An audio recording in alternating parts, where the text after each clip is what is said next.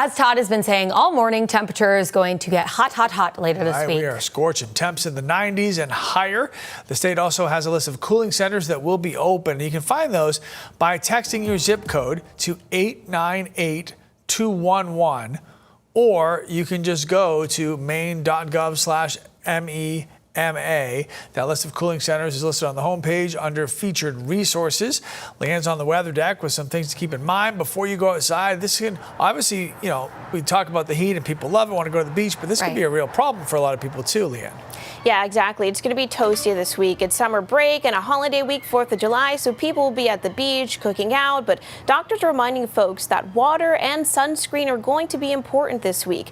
Dr. Samir Haydar, who works with the emergency department, says when it comes to extreme heat, keeping cool is important. He works with Maine Health Medical Center in Portland. If you're going to be spending hours outside or your job requires you to spend long stretches of time outside, taking breaks in a cool place, ideally with AC, is recommended.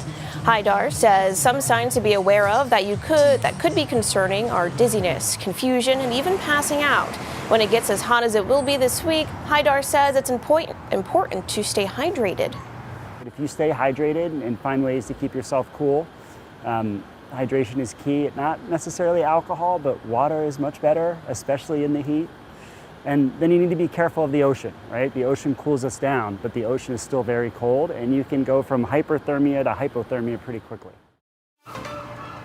Now, if you do have plans on swimming in the ocean on the coast of Maine, water temperatures could be somewhere between 60 and 65 degrees, which can be good for shorter swims.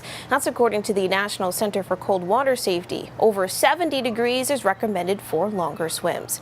On the weather deck this morning, Leanne Stapleton, News Center, Maine.